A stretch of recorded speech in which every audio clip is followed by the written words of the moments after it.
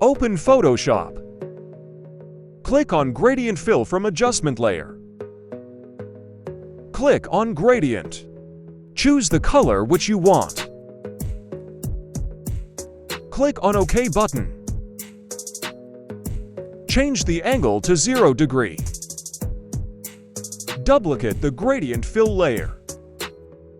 Click on the Gradient Fill layer.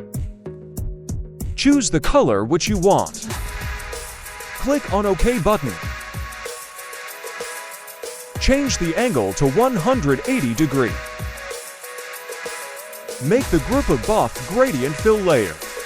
With the help of Shift key, change normal to color. Your duotone effect is ready now.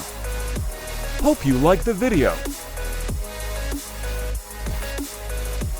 Do like, share, and subscribe. And follow me for more Photoshop tutorials.